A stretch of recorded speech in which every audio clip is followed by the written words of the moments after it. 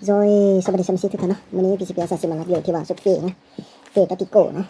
เอามาใหม่ล่าสุดนะอันนี้จะเป็นที่ว่าตัวเก่าเนาะอันนี้ยังไม่ได้ตีที่ว่าไม่ได้ตีโลโก้ใส่เท่านะโลโก้แบบนี้เนาะสองอันนี้เนาะแล้วก็พอดีเอามาใหม่ล่าสุดเนาะวันนี้วันที่25เนาะวันที่25เดือน4เนาะเวลา4 โมงไปเนาะวันนี้นะเห็นปะประมาณนี้เลยนะได้สนใจสามารถทหารได้นะประมาณนี้เลยนะสุดโลตาติโก้นะหรือว่าสุดเฟ่ตาติโก้นะเอามาใหม่ล่าสุดนะมันจะตามจัดที่ว่า2025หรือว่าของ2024นะเห็นปะอันนี้จะเป็นที่ว่าของ2025ตัวนี้นะไม่ได้ตีโลโก้ใส่นะสำหรับการจัดนอกนี่มันจัดนอกอยู่ทางหลังนี้เนาะสอดนอกจับบนนี้เนาะเบนนี่มันจะเรียกกว่ามันจะแน่นกว่าเนาะผมจะเลยเอาแบบเบนนี่เลยเนาะเห็นปะเฟดโต2024นะประมาณนี้เลยนะสำหรับ2025นี่มันจะตาม2 อย่างเนาะหนึ่งวันนี้ดอกเบาบนนี้เนาะดอกเบาของปี2025นี่มันจะเหนียวกว่า2024ประมาณ1 เซนเนาะตัวนี้เนาะดอกเบาตัวนี้เนาะของข้าพเจ้าเนาะแต่บอกว่าห้างอื่นนี่มันจะคือกันบ่เนาะประมาณนี้เนาะแล้วก็สำคัญเนาะข้าพเจ้าเห็นน้อยลงเนาะตัวนี้เนาะบ่อน่ะดึงขึ้นขอบตัวนี้เนาะให้มันเลียดลงเนาะเห็นปะให้มันเลียดลงเนาะเห็นปะข้าพเจ้าใครคือเอาไปใครคือที่ว่าเท่าเอเนาะประมาณนี้แหละนะบ่ได้ตีโลโก้ยังใส่เท่านะหากันแล้วนะประมาณนี้เลยนะลอซอที่ข้าพเจ้าใส่นี่จะเป็นลอซอเปียโนเนาะใส่กับซุปเฟ่ให้นี่เนาะจะเป็นลอซอเปียโนเนาะใส่กับซุปเฟ่ให้นี่เนาะข้าพเจ้าอยากจะตีโลโก้2 อย่างนี้ใส่สามารถจัดได้เลยเนาะเห็นปะข้าพเจ้ามารับอยู่ตามข้าวเนาะขอลูกค้าเนาะที่ว่าปัจจุบันนี้เฟซนี่แล้วประมาณ 95% เลยนะยังมีแต่2 โลโก้นี้เนาะยังไม่ได้ตีใส่นะแล้วก็บนนี้เนาะโลโก้บนนี้เนาะเดี๋ยวข้าพเจ้าชี้สันน้ำหนักให้ดูนะอันนี้ของปี2025นะ700 กรัมนะหรือว่า7 คิดนะ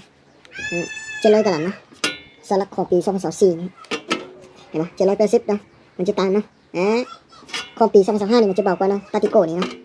เห็นปะ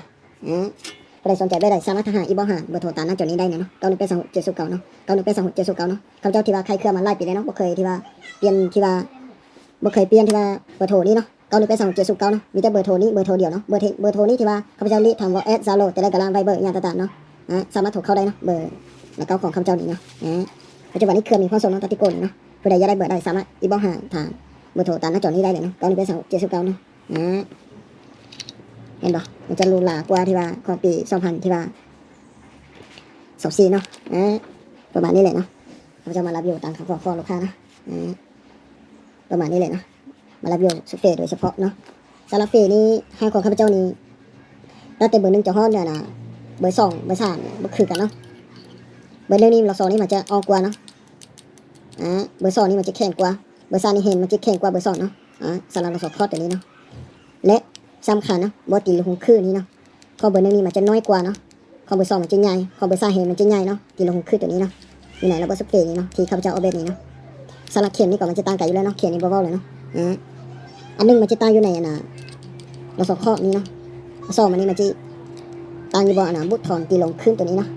ผู้ใดอยากได้เบอร์ได้สามารถอีบอหาได้เนาะเพราะว่าแต่ละเบอร์บ่คือกันเนาะผู้ใดอยากได้จ่อว่าเบอร์ได้สามารถที่ว่าลูกค้าท่านใดที่ว่าต้องการเบอร์ได้สามารถอีบอหาได้เนาะเพราะว่าแต่ละเบอร์คือข้าพเจ้าบ่ได้บ่คือกันนะแต่บ่ฮู้ว่าของใครอื่นนี่มันจะคือกันบ่เนาะพิเศษเรา2ข้อตัวนี้เนาะเรา2เปียโนนี่ที่ว่าข้าพเจ้าใส่ให้นี่ผู้ใดอยากหยิบลูกได้สามารถอีบอหาได้เนาะถ้าว่าอยากหยิบลูกทั่วไปก็แจ้งให้ข้าพเจ้าเนาะถ้าว่าอยากหยิบลูกสลักก็แจ้งให้ข้าพเจ้าเนาะเพราะว่า2นี่บ่คือกันเนาะเรา2ที่ข้าพเจ้าย่างแล้วก็ย่าอีเนาะเรา2ข้อนี้เนาะเรา2ข้อของข้าพเจ้านี่ทำประกาศให้ที่ว่า1 ปีเต็มเลยเนาะเรา2ข้อตัวนี้เนาะ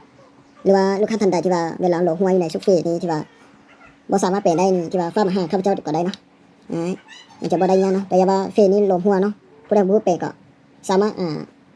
ตีกับเครือนี้สามารถตีกับต้นฐานได้นะประมาณนี้เนาะสำหรับที่ว่าบ่จัดนอนี่ที่ว่า3หูคือกันเนาะจะบ่ต่างอย่างเนาะสำหรับบ่จัดนอนของ2025-24เนาะ24-25นะสำหรับที่ว่าคันจักรก้อนนี้ที่แบนที่ว่าฟรี11เนาะหรือว่าค่าก้อน11เนาะตัวนี้มันจะต่างเนาะคือกับแป๊ะเลยเนาะแต่มันจะต่างบ่นี้เนาะ2025นี่1มันจะต่างเล็กบ่นี้เนาะ2ดอกเบานี้เนาะดอกเบานี้มันจะต่างเนาะ3นี่มันจะต่างอยู่บ่ไทยตัวนี้เนาะบ่มาจับไทยนี้เนาะประมาณนี้เลยเนาะ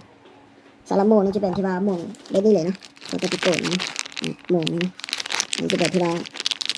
สำหรับโอลิมตัวนี้เขาจะเทงให้นี่ที่ว่าใส่อยู่ในซุปเฟนี่เนาะเพื่อว่ากรณีเพมาเนาะเขาจะเทงให้อยู่ในบุตรถอนตัวนี้เนาะโอลิมตัวนี้เนาะซอกซิ่งย่าเนาะอยู่ทางฝั่งเรานี่เขาจะเลยเทงให้3 ตัวเลยเนาะ สำหรับโอลีนี่เนาะโอลีในซุปเฟ่นี่เนาะ